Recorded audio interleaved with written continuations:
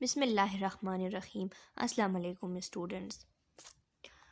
Students हम BSN third semester के health assessment जो सब्जेक्ट है इसको हमने स्टार्ट किया था। इसका फर्स्ट चैप्टर जो basic concept of health assessment है वो हम पढ़ रहे थे। इसके कुछ ऑब्जेक्टिव्स हमने कवर कर लिए थे पिछले वीडियो लेक्चर में, जो कि चैनल के प्लेलिस्ट में मौजूद है। आज हम इसका जो सेकंड पार्ट है इसे कंप्लीट करेंगे आज। तो आज का हमारा टॉपिक है टाइप ऑफ असेसमेंट के स्टूडेंट्स कितने टाइप से हमारे साथ 4 बेसिक टाइप्स है असेसमेंट के। सबसे पहला जो टाइप है इसे हम कहते हैं फोकस असेसमेंट या प्रॉब्लम फोकस असेसमेंट, हम इसे कहते हैं। प्रॉब्लम फोकस असेसमेंट किस तरह की असेसमेंट होती है स्टूडेंट्स? ये वो असेसमेंट होती है कि जिसमें हम स्पेसिफिक प्रॉब्लम जो है जो कि आइडेंटिफाइड हुई है एर्लियर असेसमेंट से। जब पेशेंट आता है हॉस्पिटल में तो उसके साथ जो एर्लियर स्टार्ट में उसके साथ जो असेसमेंट होती है उसके बाद पता चलता है कोई प्रॉब्लम जो है वो आइडेंटिफाइड हो जाती है, और एक स्पेसिफिक प्रॉब्लम आइडेंटिफाई होने के बाद हम उस प्रॉब्लम पे फोकस करके मज़ीद असेसमेंट करते हैं।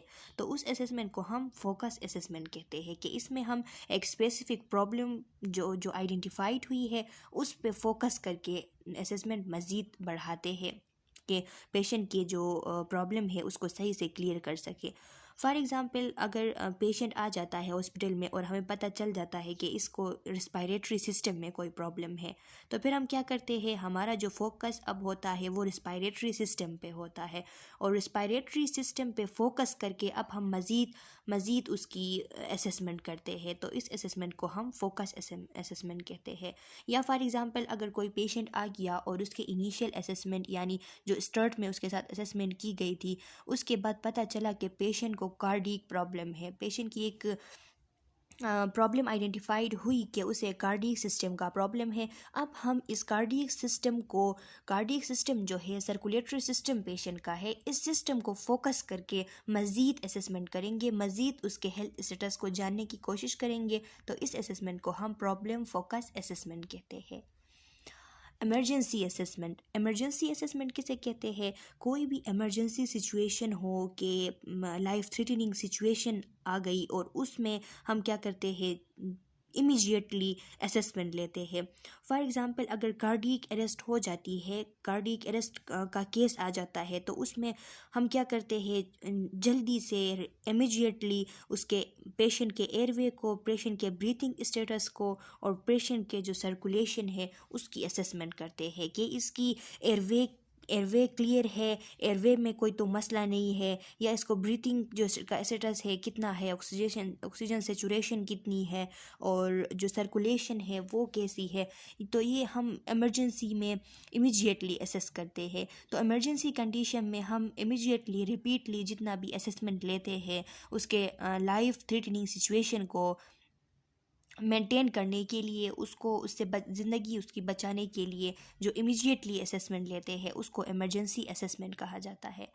इनिशियल असेसमेंट को स्टूडेंट्स हम डेटाबेस असेसमेंट भी कहते हैं। ये वो असेसमेंट होती है जो कि जब एडमिशन हो जाती है किसी पेशेंट के हॉस्पिटल में, तो एडमिशन के फ़ौरन बाद जो उससे असेसमेंट की जाती है तो उसको हम कहते हैं इनिशियल असेसमेंट। इसमें क्या होता है, इनिशियल असेसमेंट हम डेटाबेस कंप्लीट करने के लिए लेते हैं। इसके ज़रिए हम एक डेटाबेस जो है वो कंप्लीट करते हैं। डेटाबेस मींस के वो जो बेसिक जितने भी इंफॉर्मेशन होते हैं वो हम कलेक्ट करते हैं, वो हम उसकी एसेस करते हैं कि ताकि हमारे साथ जो प्रॉब्लम है वो आइडेंटिफाइड हो। For example, nursing admission assessment जो है कि नर्सिंग जब पेशेंट आ गया तो एडमिशन के फ़ौरन बाद नर्स जो है वो उससे जितना भी उसकी असेसमेंट लेते हैं एडमिशन के टाइम पे, उसको हम कहते हैं इनिशियल असेसमेंट। इसके बाद टाइम लैप्स असेसमेंट है। स्टूडेंट, टाइम लैप असेसमेंट जो है इनिशियल असेसमेंट के सेवरल टाइम बाद अगर हम कोई असेसमेंट करते हैं कि उसके पेशेंट के जो इनिशियल असेसमेंट में जो पेशेंट की हालत थी, जो स्टेटस थी, उसको हम कंपेयर करते हैं कि उसके के साथ कोई इंटरवेंशन की गई, उसके बाद उसकी जो स्टेटस है वो कैसी है। तो हम इनिशियल असेसमेंट के कुछ टाइम बाद जब असेस करते हैं कि अब पेशेंट की हालत कैसी है, तो इसको हम कहते हैं time lap assessment. Students for example अगर कोई पेशेंट है जिसको फ़ीवर है, तो फ़ीवर के लिए जो फ़ीवर का पता चला स्टार्ट में जब पेशेंट एडमिशन हुआ तो उसके पता चला कि पेशेंट को फ़ीवर है, तो ये क्या हुआ, इनिशियल असेसमेंट हुई। इनिशियल असेसमेंट के बाद नर्स जो है वो इस फ़ीवर को मेंटेन करने के लिए, फ़ीवर को रिड्यूस करने के लिए उसकी कोल्ड स्पंजिंग करती है, और कोल्ड स्पंजिंग करने के थोड़ी देर बाद वो दोबारा उसको असेस करके देखती है कि अभी वो जो टेम्परेचर है वो कम हुआ या नहीं। मतलब तो उसके जो पेशेंट की जो इनिशियल जो उसकी स्टेटस थी, इनिशियल जो उसकी हालत थी, उसको अब कंपेयर करती है एक इंटरवेंशन करने के बाद थोड़े टाइम बाद। तो इसको हम कहते हैं टाइम लैप असेसमेंट। स्टूडेंट्स, आपको बताती चलूँ कि टाइम लैप असेसमेंट हम उसको भी कहते हैं कि पेशेंट को हॉस्पिटल में जब पेशेंट का ड्यूरेशन पूरा होता है तो उसे डिस्चार्ज किया जाता है, और डिस्चार्ज करने के बाद जब वो दोबारा उसे फॉलो अप के लिए हॉस्पिटल आता है तो उस फॉलो अप में उसकी वो रीअसेसमेंट की जाती है, और उसका जो कंडीशन है वो जो पिछले वाले रिपोर्ट में उसकी कंडीशन थी उसके साथ भी कंपेयर की जाती है। तो इस असेसमेंट को भी हम टाइप लैप असेसमेंट कह सकते हैं। यहाँ पे टाइप ऑफ असेसमेंट में हमें इन टू का बताया है, डेटाबेस असेसमेंट और फोकस असेसमेंट, क्योंकि ये बहुत ही इम्पॉर्टेंट होते हैं। इस वजह से टाइप हमारे पास 4 है। MCQs of point of view के लिए आप लोगों को याद रखना है कि असेसमेंट के टाइप हमारे साथ 4 है। फोकस असेसमेंट है, इमरजेंसी असेसमेंट है, इनिशियल असेसमेंट है जिसे हम डेटाबेस असेसमेंट भी कहते हैं, और टाइम लैप्स असेसमेंट है।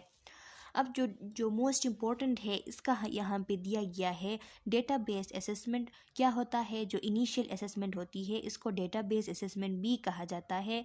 Comprehensive information you gather on initial contact with the person to assess all aspect of health status.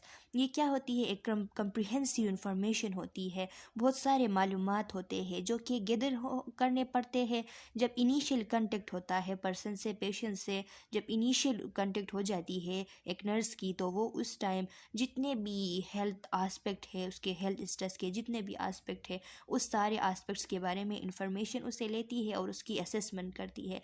तो इसको हम डेटाबेस असेसमेंट कहते हैं। Focus assessment, the data you gather to determine the status of a specific condition। अब कोई specific condition आ गई, उस specific condition को मज़ीद असेस करने के लिए, मज़ीद उसकी डेटा कलेक्शन के लिए जो असेसमेंट की जाती है उसको कहते हैं focus assessment. For example respiratory system जो है, इसको एक स्पेसिफिक कंडीशन है रिस्पायरेटरी सिस्टम का, पता चला कि रिस्पायरेटरी प्रॉब्लम है, फिर इसकी असेसमेंट की जाए तो इसे हम कहेंगे focus assessment.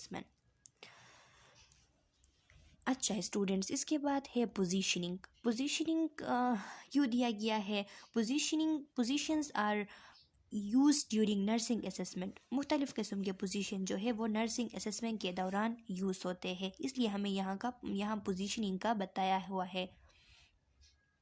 Medical examination and during diagnostic procedure, nursing assessment में भी और मेडिकल जो एग्जामिनेशन होती है उसमें भी, और जितने भी डायग्नोस्टिक प्रोसीजर होते हैं, डायग्नोसिस के लिए जो जितने भी एक तशख़ीस करने के लिए किसी डिज़ीज़ को जितने भी प्रोसीजर होते हैं उनमें पोजीशन जो है वो क्या होते हैं, यूज़ होते हैं। मुख्तलिफ़ किस्म के पोजीशन यूज़ होते हैं। तो यहाँ पे सबसे पहला जो पोजीशन हमें बताया गया है डोर्सल रिकम्बेंट पोजीशन का बताया हुआ है। स्टूडेंट्स, जो डोर्सल रिकम्बेंट पोजीशन होती है ये इस तरह की पोजीशन होती है जिसमें पेशेंट लेटा होता है, अपने बैक साइड से लेटा होता है, और उसके जो लोअर एक्सट्रीमिटीज़ होती है वो मॉडरेटली फ्लेक्स्ड होते हैं। फ्लेक्स आप लोगों को पता होगा स्टूडेंट के, जब बोन्स के दरमियान एंगल कम रह जाती है तो उसको हम क्या कहते हैं, उसको हम फ्लेक्शन कहते हैं। ये वहाँ से निकला है, कहता है कि ये मतलब एक ऐसी पोजीशन के जिसमें पेशेंट जो है वो अपने बैक साइड से लेटा हो और उसके जो लोअर एक्सट्रीमिटीज़ है, उसके जो टांगे हैं वो थोड़ा सा क्या है, वो थोड़ा सा फ्लेक्स्ड हो, और उसका जो हेड और शोल्डर है उसे पीलो के ज़रिए, तकिए के ज़रिए थोड़ा एलिवेट किया गया हो। तो इस पोजीशन को हम क्या कहते हैं, डोर्सल रिकम्बेंट पोजीशन कहते हैं। डोर्सल रिकम्बेंट पोजीशन जो है ये असेसमेंट में किन चीज़ों की असेसमेंट के लिए यूज़ होती है? हेड की असेसमेंट के लिए यूज़ होती है, नेक की असेसमेंट के लिए, एंटीरियर थोरैक्स को जब थोरैसिक रीजन की जब असेसमेंट की जा रही हो तब भी यही पोजीशन अप्लाई की जाती है। लंग्स का जब लंग्स की जब असेसमेंट की जा रही हो इसी पोजीशन पे की जाती है। ब्रेस्ट की, एक्जिला की और हार्ट की जब असेसमेंट की जाती हो तो इस टाइम क्या होता है, ये जो डोर्सल रिकम्बेंट पोजीशन है ये पोजीशन अप्लाई होती है। इसके बाद नी चेस्ट पोजीशन है। नी चेस्ट पोजीशन किसे कहते हैं स्टूडेंट्स? इस पोजीशन में ऐसा होता है कि पेशेंट जो है वो लेटा होता है, साइड से लेटा होता है, जिसमें उसके जो जो दोनों नी होते हैं, जो दोनों घुटने होते हैं वो बेंट होते हैं और उसके जो टॉप ऑफ लेग्स होती है वो उसके चेस्ट जो है उसके क्लोज आई हुई होती है। तो ऐसे पोजीशन को हम नी चेस्ट पोजीशन कहते हैं। और ये नी चेस्ट पोजीशन जो है अक्सर गायनिकोलॉजिकल और रेक्टल एग्जामिनेशन के लिए यूज़ की जाती है। स्टूडेंट एमसीक्यूज़ में आ सकती है कि ये जो नी चेस्ट पोजीशन है ये किस असेसमेंट के लिए यूज़ की जाती है, कौन से असेसमेंट में ये इस्तेमाल होती है। तो हम वहाँ पे जो ऑप्शन होगा उसमें गायनिकोलॉजिकल या रेक्टल एग्जामिनेशन अगर दिए गए होंगे तो वो चूज़ करेंगे। और हमें पता होना भी ज़रूरी है कि जो नी चेस्ट पोजीशन है ये गायनिकोलॉजिकल और रेक्टल एग्जामिनेशन के लिए यूज़ होती है अक्सर। सुपाइन पोजीशन है। उसके बाद सुपाइन पोजीशन आप लोगों को पता होगी स्टूडेंट्स के जब एक ऐसी पोजीशन होती है कि जिसमें जो फेस होता है और पूरा बॉडी होता है वो अपवर्ड लेटा होता है पेशेंट, और उसमें उसका जो हेड है उसको रेस्टिंग किया जाता है तकिए के ज़रिए, तकिए के ऊपर रखा जाता है और एक फॉरवर्ड कंडीशन में होता है, उसका हेड भी फॉरवर्ड होता है और सारा बॉडी जो है वो फॉरवर्ड डायरेक्शन में होती है। इस किस्म के पोजीशन को हम सुपाइन पोजीशन कहते हैं। और ये सुपाइन पोजीशन जो है ये जनरल एग्जामिनेशन के लिए यूज़ की जाती है, जो फिज़िकल असेसमेंट होती है उसके लिए सुपाइन पोजीशन यूज़ की जाती है। सिम्स पोजीशन है। सिम्स पोजीशन जो है इसे ये सिम्स का नाम आप लोगों को थोड़ा अजीब लगता है, लगती होगी। तो ये सिम्स पोजीशन इसे इसलिए कहा जाता है कि एक गायनेकोलॉजिस्ट थे जिसका नाम जे मेरियन सिम्स था, उसने इस पोजीशन जो है ये पोजीशन का नाम दिया था, इसीलिए अपने नाम के साथ इसे जोड़ा है और इसको सिम्स पोजीशन कहा है। तो इसमें जो पेशेंट होता है वो इसमें लेफ़्ट साइड से लेटा होता है और जो उसका लेफ़्ट हिप होता है और जो लोअर लेफ़्ट एक्सट्रीमिटी होती है वो स्ट्रेट होती है और जो राइट हिप होता है और नी होती है वो बेंड होते हैं। तो इस पोजीशन को हम कहते हैं सिम्स पोजीशन। और ये अक्सर ये भी रेक्टल एग्जामिनेशन के लिए यूज़ होती है। इनिमास जब एडमिनिस्टर करते हैं, इनिमास स्टूडेंट सोल्यूशन फार्म में जो सोल्यूशन फार्म में जो ड्रग्स होते हैं जिन्हें रेक्टम में इंटर किया जाता है उनको हम कहते हैं इनिमास। ख़ास करके ये कॉन्स्टिपेशन से बचने के लिए, कॉन्स्टिपेशन को ट्रीट करने के लिए इनिमास यूज़ की जाती है। तो इनिमास इंटर करने के लिए जो ये सिम्स पोजीशन है, ये इनिमास इंटर करने के लिए भी सिम्स पोजीशन यूज़ की जाती है। और एक और कंडीशन है कि जिसमें ऐसा होता है कि जो वुमेन के विजिनल वाल्व्स होते हैं, विजिनल वाल्व प्रोलेप्स होती है, तो विजिनल वाल्व प्रोलेप्स की जो कंडीशन होती है उसको एसेस करने के लिए भी सिम्स पोजीशन अप्लाई की जाती है। इसके बाद प्रोन पोजीशन है students. Prone position supine position का बिल्कुल ऑपोजिट है कि सुपाइन पोजीशन में सारा बॉडी जो है वो फॉरवर्ड होता है, फेस भी फॉरवर्ड होता है, जबकि जो प्रोन पोजीशन है इसमें चेस्ट भी डाउन होती है और जो फेस होता है वो भी डाउन होता है। अगर एनाटॉमी की ज़बान में हम कहें तो जो प्रोन पोजीशन है इसमें ऐसा होता है कि डोर्सल साइड जो है, हमारा जो डोर्सल साइड है बॉडी का, पोस्टीरियर साइड है वो फॉरवर्ड होता है और जो हमारा इंटीरियर साइड होता है, जो वेंट्रल साइड होता है वो डाउनवर्ड होता है। तो इस पोजीशन को हम प्रोन पोजीशन कहते हैं।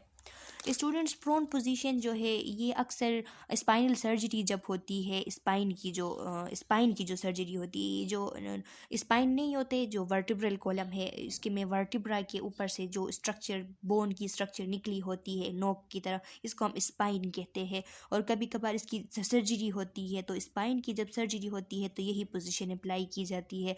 और नेक की सर्जरी या कोई न्यूरो सर्जरी होती है तो प्रोन पोजीशन उस वक्त अप्लाई होती है। प्रोन पोजीशन जो है हाँ, इसके अलावा प्रोन पोजीशन अक्सर जो वेंटिलेटर पे पेशेंट होते हैं, स्टूडेंट्स जो पेशेंट वेंटिलेटर पे होते हैं उनके लिए प्रोन पोजीशन इस्तेमाल की जाती है। वो इसलिए की जाती है कि अगर वेंटिलेटर पे पेशेंट को सुपाइन पोजीशन पे लेटाया जाए, उसे सुपाइन पोजीशन पे अगर लेटाया जाए तो ऐसा होगा कि ये जो लंग्स होती है पेशेंट की वो हार्ट और एब्डोमिनल ऑर्गन की वजह से प्रेस होते हैं, कंप्रेस्ड होते हैं। तो इसी वजह से उसको जब प्रोन पोजीशन पे लेटाया जाता है तो उसका जो उसके लंग्स होते हैं वो खुल जाते हैं, उस पर किसी ऊपर से किसी ऑर्गन हार्ट का या किसी दूसरे ऑर्गन का दबाव नहीं होता, तो सांस लेने में आसानी हो जाती है।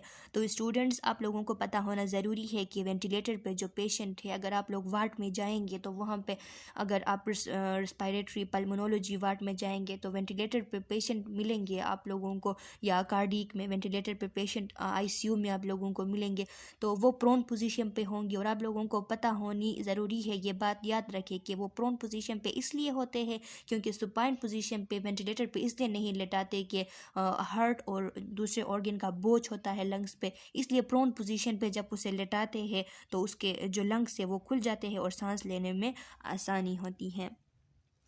लिथोटमिक पोजीशन है, लिथोटमिक पोजीशन जो है ये कॉमनली सर्जिकल प्रोसीजर्स के लिए यूज़ की जाती है। मुख्तलिफ़ किस्म के सर्जिकल प्रोसीजर्स होते हैं, पेरिनल टीयर के सर्जरीज़ होते हैं, उनके लिए लिथोटमिक पोजीशन यूज़ किया जाता है। फिर मेडिकल मुख्तलिफ़ किस्म के मेडिकल एग्जामिनेशन के लिए भी लिथोटमी पोजीशन जो है वो यूज़ की जाती है। फॉर एग्ज़ाम्पल कोई पेल्विस की कोई एग्जामिनेशन की जा रही हो, या लोअर एब्डोमेन की कोई जो है वो एग्जामिनेशन की जा रही हो। इसके अलावा जो चाइल्ड बर्थ के लिए कॉमन पोजीशन होती है, यही लिथोटमिक पोजीशन होती है। जब चाइल्ड बर्थ होती है तो उसके लिए कॉमन पोजीशन भी लिथोटमिक पोजीशन है। सिटिंग पोजीशन है, सिटिंग पोजीशन को हम फॉवलर्स पोजीशन भी कहते हैं स्टूडेंट्स। ये भी मुख्तलिफ़ किस्म के प्रोसीजर के लिए यूज़ होती है। फॉर एग्ज़ाम्पल अगर नर्सिंग असेसमेंट में हम देखें तो बीपी चेक करने के लिए, ब्लड प्रेशर के एग्जामिनेशन के लिए भी हम सिटिंग पोजीशन में पेशेंट को बिठाते हैं और उनकी बीपी चेक करते हैं। स्क्वाटिंग पोजीशन है लास्ट में। स्क्वाटिंग पोजीशन जो है एक ऐसी पोजीशन होती है, इसमें जो हिप्स होते हैं और नीज होते हैं बंदे के, पर्सन के, वो बेंड होते हैं और उनका जो बुटक होता है वो उनके हील्स पे लाई करता है। इस पोजीशन को हम स्क्वाटिंग पोजीशन कहते हैं। स्टूडेंट्स, जो डिफिकेशन प्रोसेस का जो पोजीशन होता है, इस पोजीशन को हम स्क्वाटिंग पोजीशन कहते हैं। आगे आप लोग इन पोजीशन का पिक्चर भी यहाँ से मुलाहिजा कर सकते हैं। सुपाइन पोजीशन का यहाँ पे ये जो जितने पोजीशन हमने पढ़े सारों का पिक्चर दिया गया है, आप यहाँ से एक बार इनको देख लें। इसके बाद असेसमेंट टेक्निक्स है, बहुत ही अहम टॉपिक है असेसमेंट टेक्निक्स। असेसमेंट टेक्निक्स हमारे साथ सबसे पहला जो असेसमेंट टेक्निक है वो है इंस्पेक्शन। इंस्पेक्शन क्या होती है students? Take time to observe with eyes, ears, nose. Inspection हम इसे कहते हैं कि इसमें हम इंस्पेक्ट करते हैं, इसमें हम देखते हैं, अपने आइज़ के ज़रिए देखते हैं, ईयर्स के ज़रिए सुनते हैं, और फिर नोज़ के ज़रिए क्या करते हैं, उसका जो नोज़ के ज़रिए उसकी जो बू होती है उसको सूंघते हैं। तो ईयर्स को इस्तेमाल करके, आइज़ को इस्तेमाल करके और नोज़ को इस्तेमाल करके हम जो असेसमेंट करते हैं, ये असेसमेंट टेक्निक इंस्पेक्शन टेक्निक कहलाती है। यूज़ गुड लाइटनिंग, इसके लिए क्या होनी चाहिए? जो इंस्पेक्शन टेक्निक होती है इसके लिए गुड लाइट होना ज़रूरी है। लाइट गुड होनी चाहिए वार्ड के अंदर जहाँ असेसमेंट की जा रही हो पेशेंट की। Look at colour, shape, symmetry, position. Eyes के साथ हम क्या करेंगे? अपने आइज़ से हम पेशेंट के कलर को देखेंगे कि कहीं पेलनेस तो नहीं है, कहीं जॉन्डिस का चांस तो नहीं है। फिर हम उसके शेप को देखेंगे कि जो शेप है वो कैसी है, उसके शेप में कोई चेंजेस तो नहीं है, नॉर्मल एनाटॉमिकल शेप है उसके तमाम बॉडी की। फिर सिमेट्री को देखेंगे कि बॉडी उसकी सिमेट्रिकल है या एसिमेट्रिकल तो कहीं नहीं है, कहीं उसका ईयर है तो वो कहीं एसिमेट्रिकल ईयर तो नहीं है कि उसको हम अगर टू हाल्फ्स में काटे तो वो बराबर के हिस्से होंगे या नहीं, इस तरह हम देखेंगे। उसके बॉडी को अगर जनरल उसमें प्लेन खींचा जाए तो उसकी जो हाल्फ्स होंगे बॉडी के वो बराबर के होंगे या नहीं, इस तरह हम सिमेट्री को देखेंगे। पोजीशन को देखेंगे कि पेशेंट की पोजीशन कैसी है। और फिर ऑर्डर्स फ्रॉम स्किन, स्किन से जो उसके ऑर्डर्स होते हैं, ब्रीथ से ऑर्डर्स होते हैं, वूंड से जो बू आती है उनको हम देखेंगे। इन सब का फिर हमें पहले से पता होता है कि ये किस किस्म की बू स्किन से जब आती है तो उस टाइम क्या होता है, कौन से कंडीशन में, या ब्रीथ से बू क्यों आती है या वूंड से। तो इनका अलग अलग बू होता है और इसका जो इसके एक्सपर्ट्स होते हैं वो अच्छे से समझते हैं कि कौन सा कंडीशन है कि जिसकी वजह से ये बू आ रही है। इसके बाद inspection is done alone and in combination with other assessment technique. Inspection जो है वो एलोन भी की जाती है और दूसरे असेसमेंट टेक्निक के साथ भी की जाती है। फॉर एग्ज़ाम्पल ऐसा है स्टूडेंट्स के सबसे पहले तो इंस्पेक्शन की जाती है तो उसे हम कहते हैं कि एलोनली सबसे पहले इंस्पेक्शन की जाती है। उसके बाद जब अस्कल्टेशन की जाती है, जब पल्पेशन की जाती है, जब परकशन की जाती है, तो उस टाइम भी हमारे आईज़, हमारे ईयर्स, हमारे नोज़ जो है वो काम कर रहे होते हैं। ऐसा तो नहीं है कि वो काम छोड़ते हैं ना, वो क्या होते हैं, वो काम कर रहे होते हैं। तो इसको हम इसलिए हम कहते हैं कि इंस्पेक्शन सबसे पहले तो एलोनली किया जाता है। उसके बाद जब दूसरे असेसमेंट टेक्निक स्टार्ट होते हैं तो उसके साथ साथ भी इंस्पेक्शन जो है वो होती है। असेसमेंट टेक्निक में अब दूसरा जो हमारे साथ टेक्निक है वो पल्पेशन है। पल्पेशन में क्या होता है, पल्पेशन 2 किस्म की होती है स्टूडेंट्स, एक लाइट पल्पेशन है और एक डीप पल्पेशन है। मींस के पल्पेशन मींस के टच करना उसको, एक लाइटली टचिंग होती है और दूसरा जो है वो डीपली टचिंग होती है, डीपली पल्पेशन होती है। जो लाइट पल्पेशन होती है इसको हम इस तरह डिफ़ाइन करते हैं कि जब 1 सेंटीमीटर तक हम डेप्थ पे जाके पल्पेट करें 1 सेंटीमीटर तक, तो उसको हम कहते हैं कि ये लाइट पल्पेशन है। और जब 1 सेंटीमीटर से ज़्यादा हो तो उसको हम कहते हैं कि डीप पल्पेशन है। तो जो 1 सेंटीमीटर तक हम पल्पेशन करते हैं जिसे हम लाइट पल्पेशन कहते हैं, उसमें हम क्या करते हैं, कोई वॉलंट्रिकल या इनवॉलंट्रिकल जो कंट्रक्शन होती है एब्डोमेन में, वॉलंट्रिकल हो चाहे वो इनवॉलंट्रिकल हो, दोनों उसको एसेस करते हैं। और इसके साथ साथ कहीं टेंडरनेस तो नहीं है, मीन्स के कहीं पेन जिस एरिया पे होता है, डिस्कम्फर्ट जिस एरिया पे होता है, उसको हम देखते हैं, पल्पेशन करते हैं और पेशेंट को देखते हैं कि किस एरिया पे वो है, पेन है और डिस्कम्फर्ट है, टेंडरनेस है उसमें, उसको हम क्या करते हैं, लाइट पल्पेशन के साथ महसूस करते हैं, पहचान लेते हैं। अब जो डीप पल्पेशन है जिसमें 1 सेंटीमीटर से हम मोर देन 1 सेंटीमीटर जब हम जाते हैं डेप्थ में, तो उसको हम डीप पल्पेशन कहते हैं। इसमें जो इंटरनल ऑर्गन्स होती है उसको, उसके साइज़ को, उसके शेप को देखते हैं, उसके शेप को पल्पेट करते हैं। और कहीं हम ये पल्पेशन करते हैं डीप पल्पेशन में कि कहीं कोई मांस तो नहीं है अंदर, कहीं कोई ऑब्स्ट्रक्शन तो नहीं है इंटेस्टाइन में, कि कोई मांस वो हाथ को छुए, हाथ उससे टकराए तो फिर पता चलेगा। सिमेट्री को देखते हैं डीप पल्पेशन के ज़रिए, टेंडरनेस को भी डीप पल्पेशन के ज़रिए देखते हैं, जो टेंडरनेस होती है। हम मोबिलिटी को भी देखते हैं, इंटेस्टाइन के मोबिलिटी को भी डीप पल्पेशन के ज़रिए एसेस करते हैं। अच्छा स्टूडेंट्स, अब है परकशन। परकशन क्या होती है, sound produce by striking body surface. ये जो सामने पिक्चर है इसमें आप लोगों को परकशन का जो तरीका होता है वो दिखाया गया है। ऐसे हाथ पे जब हम स्टिकिंग करते हैं उसके बॉडी पे, बॉडी सरफेस पे पेशेंट के, तो वहाँ से कुछ आवाज़ें सुनाई देती है। उन आवाज़ों के ज़रिए फिर हम जान लेते हैं, फिर एसेस कर लेते हैं कि ये साउंड कैसी है और किस वजह से ये साउंड होती है। इनका नॉर्मल पहले से पता होता है कि नॉर्मल साउंड ये होती है। उसके बाद अगर वो अगर साउंड निकाला जाए और वो जो है वो अगर नॉर्मल ना हो, नॉर्मल से अलावा निकले साउंड, तो फिर समझा जाता है कि ये इस तरह हो सकती है। फॉर एग्जांपल यहाँ पे आप लोगों को बताया है produce different notes depending on underlying mass. Underlying mass के को देख के वहाँ पे जो है वो टक टक की इस तरह किस्म की आवाज़ें आती है, तो उनसे बंदा पहचान जाता है। सबसे पहला है डल। डल किस एरिया पे, जब किसी एरिया पे एकमुलेशन ऑफ फ्लूइड हो जाए, फ्लूइड की एकमुलेशन हो जाए, तो उस टाइम वहाँ से जो नोट्स निकलती है, जो वॉइस निकलती है, वो डल सी होती है इस किस्म की। रिजोनेंट कब होती है, जब फॉर एग्जांपल स्टूडेंट्स अगर हम लंग्स की असेसमेंट कर रहे हों, लंग्स की असेसमेंट कर रहे हो तो जब हम उस पर परकशन करते हैं तो अगर उसमें रिजोनेंट टाइप की वहाँ से साउंड आ जाए तो हम समझेंगे कि जो वो लंग्स है वो एयर फील्ड लंग्स है, मतलब नॉर्मल लंग्स है कि उसमें एयर फील्ड है, इसीलिए रिजोनेंट वहाँ पे आ रही है।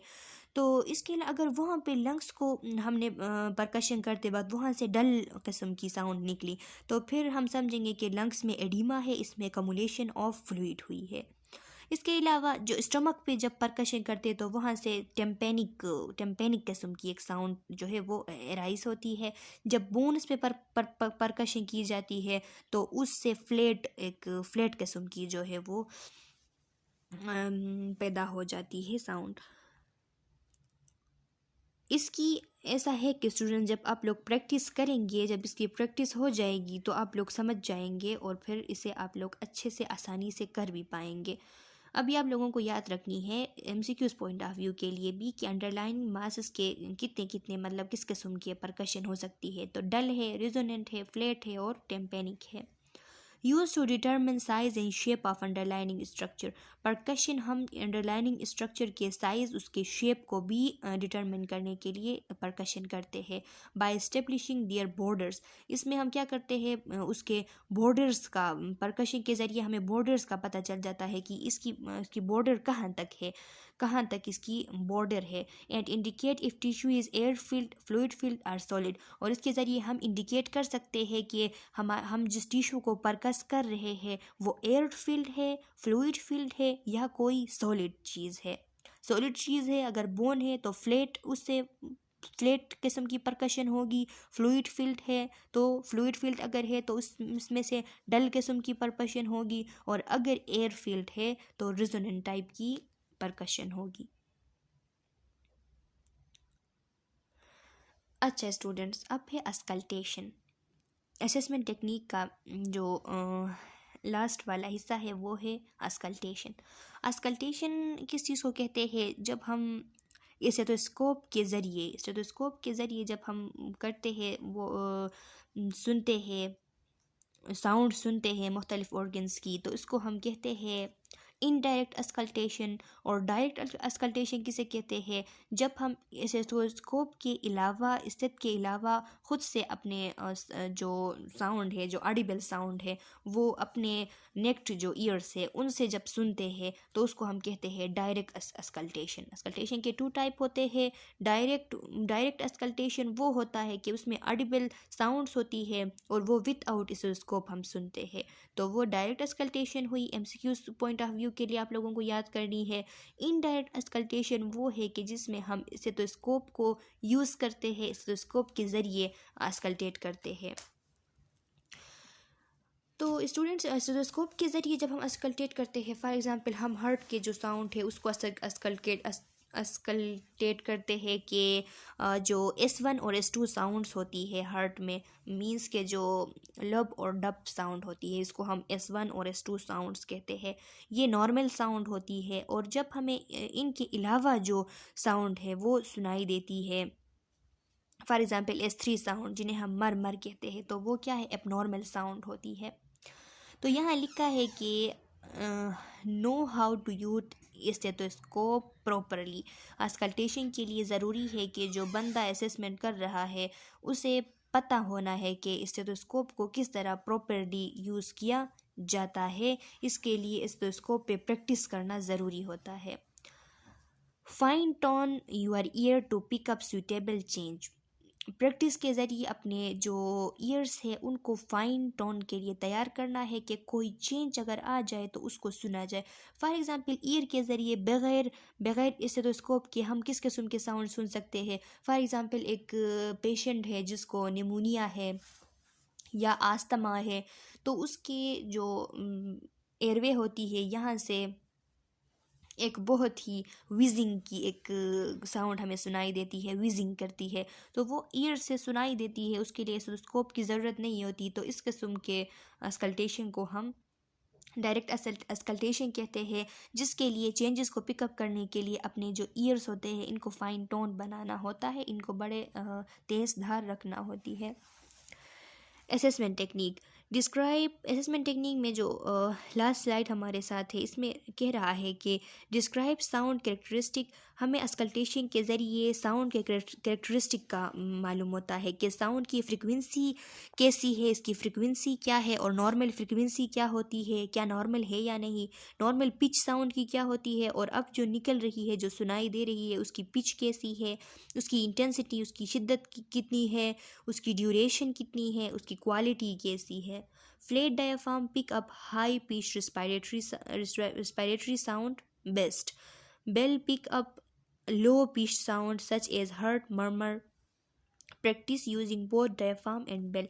जो स्टेथोस्कोप होता है, इसका हमारे साथ इसके टू हिस्से होते हैं। यहाँ पे तो इसका डायग्राम नहीं है, खैर है, आप लोग खुद गूगल पे इसका डायग्राम देख ले।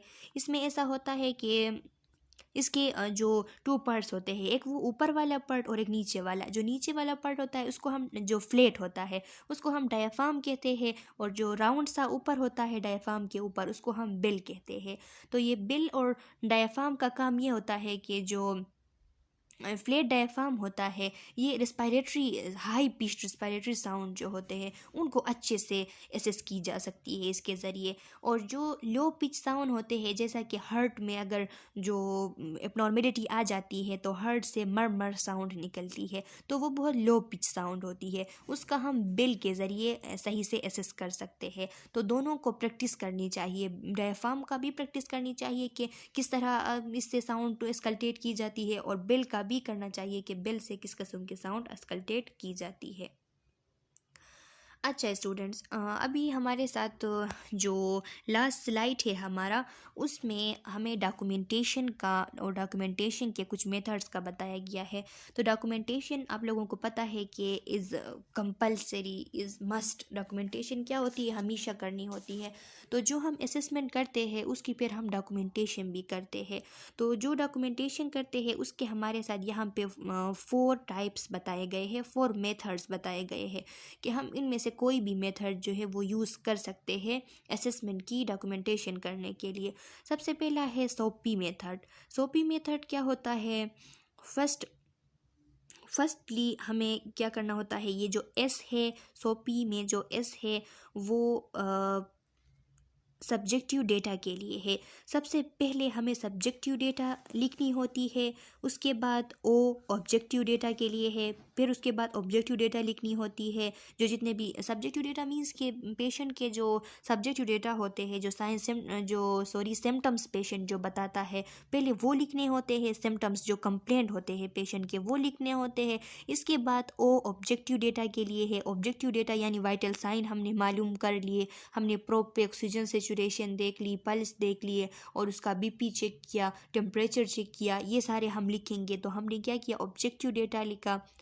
इसमें जो ए है, ए का मतलब है असेसमेंट। फिर जो हम असेसमेंट मीन्स के जो क्लिनिकल जजमेंट हम करते हैं, जो आइडेंटिफाइड हमारे साथ प्रॉब्लम होती है असेसमेंट में, हम वो लिखते हैं। पहले सब्जेक्टिव डेटा, सब्जेक्टिव डेटा के बाद ऑब्जेक्टिव डेटा, और ऑब्जेक्टिव डेटा के बाद असेसमेंट, यानी जो प्रॉब्लम आइडेंटिफाइड हो गई, जो लगता है कि ये चीज़ है इस पेशेंट में, उसे जिसे हम क्लिनिकल जजमेंट कहते हैं, वो असेसमेंट में लिखेंगे। और फिर उसके लिए प्लान जो बनाया गया है पेशेंट के लिए कि ये पेशेंट के लिए कि कितने दिनों तक इसे ठीक होना है या इसके लिए क्या क्या करनी है, तो वो प्लान फिर लिखेंगे। फिर इसके बाद जो इंटरवेंशन की गई है वो इंटरवेंशंस लिखेंगे। फिर इंटरवेंशंस के लिखने के बाद उस इंटरवेंशंस की इवैल्यूएशन के, इंटरवेंशन हो गई तो फिर उन इंटरवेंशंस के क्या रिस्पॉन्सेस आए, फिर इवैल्यूएशन में हम वो लिखेंगे। तो ये हमारे साथ थी सोपी मेथड। इसके बाद है डार मेथड। डार मेथड क्या है स्टूडेंट्स, डार में जो डी है वो डेटा के लिए है, जो ए है वो एक्शन के लिए है, और जो आर है वो रिस्पॉन्स के लिए है। मीन्स के डेटा, एक्शन, रिस्पॉन्स। सबसे पहले हम डेटा लिखेंगे, पेशेंट का जितना भी हमने डेटा कलेक्ट किया वो सारा कुछ हम लिखेंगे। उसके बाद जो एक्शंस किए गए उन डेटा के रिस्पॉन्स में प्लान बनाया गया, और जो प्लान बनाने के बाद एक्शंस की गई वो लिखेंगे। और एक्शंस के बाद हम फिर लास्ट में उसको इवेलुएट करके मीन्स के उसके मीन्स के उसके रिस्पॉन्सेस को लिखेंगे कि पेशेंट के क्या रिस्पॉन्सेस आए हैं, तो वो भी हम डॉक्यूमेंट करेंगे। अच्छा स्टूडेंट्स, इसके बाद है पी मेथड। पी मेथड में क्या होता है? पी मेथड में जो पी है वो प्रॉब्लम के लिए है, जो आई है वो इंटरवेंशंस के लिए है, और जो ई है वो इवैल्यूएशन के लिए है। सबसे पहले प्रॉब्लम को लिखेंगे, उसके बाद इंटरवेंशंस को लिखेंगे कि सेकेंडली के जितने भी इंटरवेंशंस किए गए वो लिखेंगे। लास्टली उसकी इवैल्यूएशन लिखेंगे कि क्या रिस्पॉन्सेस शो हुए। जो लास्ट मेथड है नरेटिव मेथड। नरेटिव मेथड का मतलब ये होता है कि means to write summarized information. इसमें हम क्या करते हैं? समराइज्ड इन्फॉर्मेशन लिखते हैं, एक समरी टाइप इन्फॉर्मेशन लिखते हैं ए टू जी, उसको फिर नरेट करते हैं स्टोरी के शक्ल में। पेशेंट का जितना भी जो हेल्थ स्टेटस होता है उसको हम क्या करते हैं? नरेट करके लिखते हैं। इसको कहते हैं नरेटिव मेथड। और यहाँ जो हमारी नर्सिंग नोट्स होती है वो नरेटिव मेथड में होते हैं अक्सर के, उसमें हम सारा नरेटिव मेथड में लिखते हैं, सारा एक स्टोरी टाइप समराइज टाइप उसे लिखते हैं। तो स्टूडेंट्स, ये डॉक्यूमेंटेशन के 4 मेथड्स आपको बताए गए थे, इसमें आप लोग किसी भी मेथड को अप्लाई कर सकते हैं। तो ये हमारा फर्स्ट चैप्टर था जो कि हेल्थ असेसमेंट का कंप्लीट हो चुका। इसके बाद नेक्स्ट वीडियो लेक्चर हमारी दूसरे चैप्टर पे, सेकंड चैप्टर पे होगी। यहाँ पे अगर इस चैप्टर में, इसके पार्ट फर्स्ट में और पार्ट सेकंड में दोनों में अगर कोई क्वेश्चन है, समझ नहीं आई है, तो कमेंट सेक्शन में अपना क्वेश्चन डाल दें, फिर मैं नेक्स्ट वीडियो लेक्चर में आपके क्वेश्चन का आंसर करूँगी। तब तक के लिए अल्लाह हाफिज़।